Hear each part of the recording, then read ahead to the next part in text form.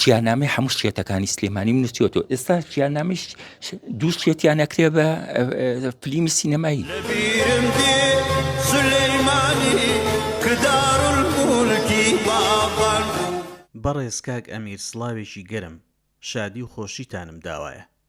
ئەو 5,000 دۆلاری نردبووتان بۆ لێ قەوماوانی هەڵەبجە گەیشتە دەستم. وا باشە لێرە بیدەینە دە بریندار یان کە لە نەخۆشخانەکانی لەندەن و ئەڵمانیا بێکەسوکارن تەواوی دەکەین، چونکە بێگومان بێپارن. لە کاتێکدا زۆر سوپاسی هەستی کورتپەروەرتان دەکەم. هیوادارم بەردەوام بن لە ئاوبەشیکردن لە خەباتی ڕەوای گەلەکەتاندا، خەباتی مان و نەمان و ژیان و فەوتانە. ئیتر هەر خۆش بن. برای دڵسۆستان مام جەلال.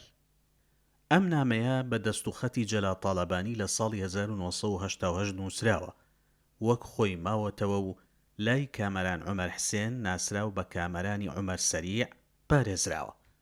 باوکی کامەران لە شەستەکان نەقلیاتی سەریعی لە نێوان بەغدا و سلێمانی کردووە لە بنەماڵە دێرینەکانی شارە حەیاتەکەن. کۆکردنەوە و بارشیفکردنی وێنە مێژوویەکانی سلێمانی خەون و خولیای کامەرانە.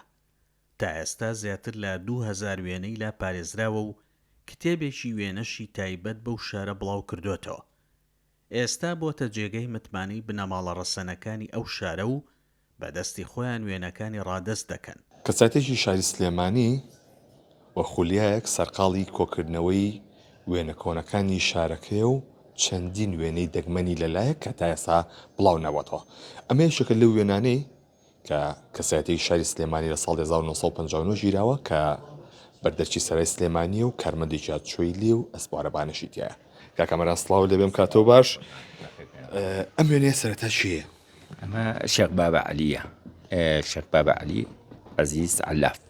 ئەمە بنەماڵەکەی بۆی هانیم. ئەمە نوسخەی ئەسڵیەکەیەتی، ئەمە نوسخەی ئەسڵیەکەیەتی بەبوونی ئەو بینای نووری عەلی کە تەواو بووە. 56 دەست پێکراوە، 57 لافاوەکەی هین بووە خەڵک چۆتەوە، 59 تەواو بووە. چەندەها وێنەی ئەرشیڤی نیە بنەماڵەکان خۆیان بوێنن. ئەمە خێزانەکەی نیفتچماخان بۆی هانیم.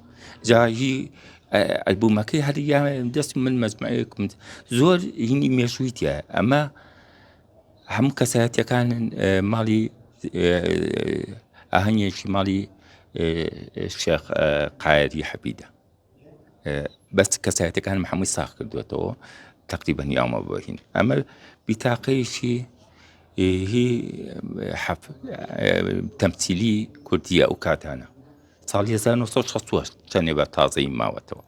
یعنی ئەم ئەرشیڤانە من قەت ناچم بۆی ئەرشیڤێنەکە ئەگە ئەم ڕسمەم لابێ کە هەموو کەسایەتی سلێمانین ئەمە لە ڕێگای منەوە بڵاو کراوەتەوە.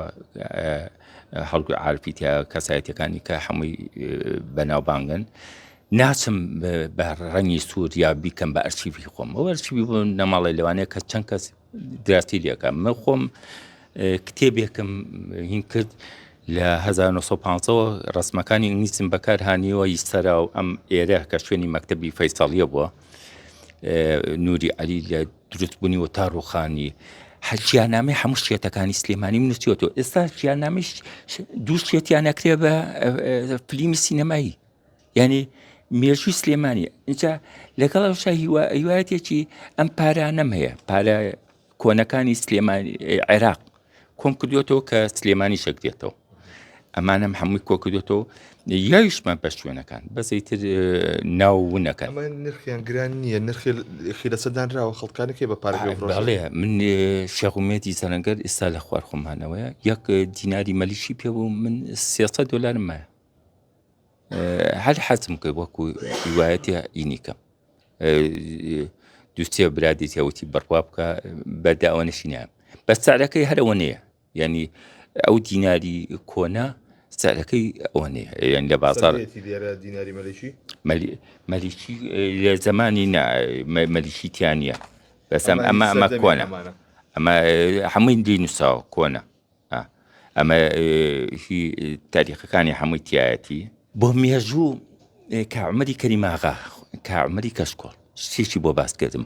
وتی مناڵ بووین ئێمەیان کۆ کردەوە زەلامێک بردنی هەچی شتی عەلوەکەیە قسییانە ناو لۆریەکەەوە ماڵێکمان نایە بەر تۆکڵە سووتیوەمانە وتی کە هاتە دەرێ پیرەمێرد بوو ئەمە بەس بۆ منی باس کردووە پیرەمێردی شاعیر بوو یعنی لە ژیانە هەنێ دەوڵەمەند زۆر ڕقی لە پیرەمێرد بووە پیرەمێرد دەزانی چی کردووە هەر هیچی نەکرد بێ هەنێ پەندی قۆڕ هەبوو ئەو هات پەندەکانی داڕشتەوە بە شێوەیەکی جوان ئەدەبی بەرز شتێکی کرد نییە بچێتە ناو خەڵکەوە چۆن ئەم بابەتانە میێنانی کە لەلاتە بەنیازی بڵاویان بکەیت تۆ چکە وەکو باسی شەکرد کە هەندێکشان هەیە تا ئێستا نەبینراون پێیجێکمان کردەوە لەگەڵ مامەسا ڕزگارە بە پێیجی ئەرشیڤی سلێمانی خۆشم فەیسبووکەکەم بە ناوی کامەرانی عومەر سەریع و بەقووەتە زۆر کەس منک بۆ کتێبەکە ئەم ڕسمی هەنێ دیکومنتار و مێژووی سلێمانیە